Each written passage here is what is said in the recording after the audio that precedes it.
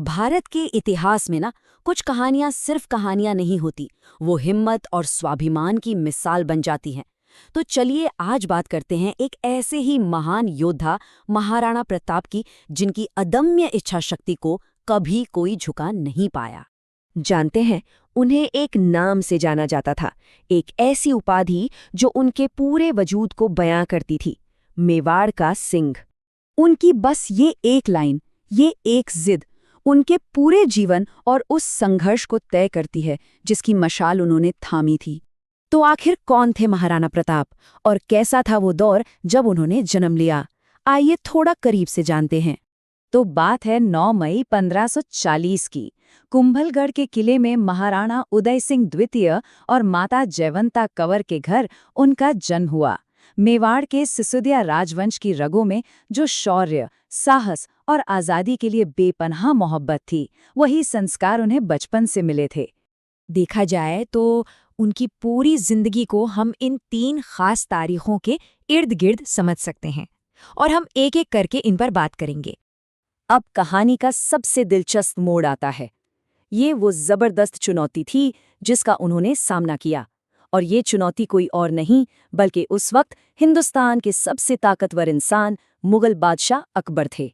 सोचिए, वो 16वीं सदी थी। बादशाह अकबर के दौर में मुगल सल्तनत अपने चरम पर थी। उसकी ताकत और कूटनीति के आगे बड़े बड़े राज्य घुटने टेक रहे थे, उसकी हुकूमत मान रहे थे। उस दौर में जब कई राजपूत राजाओं ने अकबर की अधीनता को स्वीकार कर लिया था, महाराणा प्रताप ने एक अलग रास्ता चुना, एक ऐसा फैसला जिसने उन्हें सीधे टकराव के रास्ते पर ला खड़ा किया। उन्होंने साफ कह दिया, गुलामी मंजूर नहीं। और उनका यही एक इनकार वजह बना भारतीय इतिहास की सबसे यादगार और भयंकर लड़ाइयों में से एक की। साल था 1576 और जगह थी हल्दी घाटी। यहाँ इतिहास का एक नया पन्ना लिखा जाना था। मुगल सेना बहुत बड़ी थी, संसाधन कहीं ज्यादा थे, फिर भी महाराणा प्रताप का हौसला जरा भी कम नहीं हुआ। वो इतनी बहादुरी से लड़े जिसकी कोई मिसाल नहीं। भले ही वो उस दिन युद्धभूमि में जीत नहीं पाए, पर सच तो ये है कि उन्होंने हार कभी मानी ही नहीं। इस लड़ाई को सिर्फ इंसानों की वीरता के लिए नहीं, बल्कि एक जानवर की वफादारी के लिए भी याद किया जाता है। उनके प्यारे घोड़े चेतक ने अपनी जान देकर अपने मालिक की जान बचाई और हमेशा के लिए अमर हो गया। हल्दी घाटी की लड़ाई तो एक दिन में खत्म हो गई, लेकिन महाराणा प्रताप का असली इम्तिहान तो अब शुरू होना था। ये वो दौर था जब उनके सब्र और संकल्प की ऐसी परीक्षा हुई जो शायद ही किसी ने दी हो। सर झुकाने की जगह उन्होंने चुना संघर्ष का रास्ता।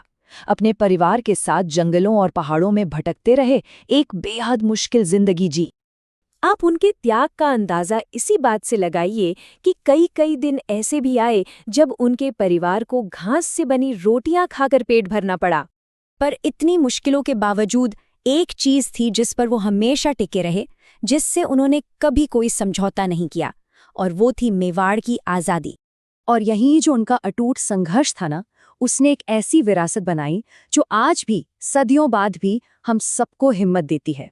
जानते हैं, धीरे धीरे उन्होंने अपने खोए हुए इलाकों का एक बड़ा हिस्सा वापस जीत लिया था। उनकी जिंदगी हिम्मत की एक मिसाल बन गई, और वो आज़ादी और स्वाभिमान के लिए सब कुछ कुर्बान कर देने का सबसे बड़ा प्रतीक बन गई। 19 जनवरी 1597 को उन्होंने अपनी आखिरी सांस ली, पर वो अपने पीछे एक ऐसी कहानी छोड़ गए जो कभी नहीं मर सकती। भारत के महानतम योद्धाओं में से एक, जिनका नाम इतिहास में हमेशा के लिए सुनहरे अक्षरों में लिख दिया गया है। तो महाराणा प्रताप की ये पूरी कहानी हमें एक सवाल के साथ छोड़ जाती है कि आज के इस भागदौड़ भरी दुनिया में अपने स्वाभिमान, अपने उसूलों के लिए खड़े रहने के क्या मायने हैं।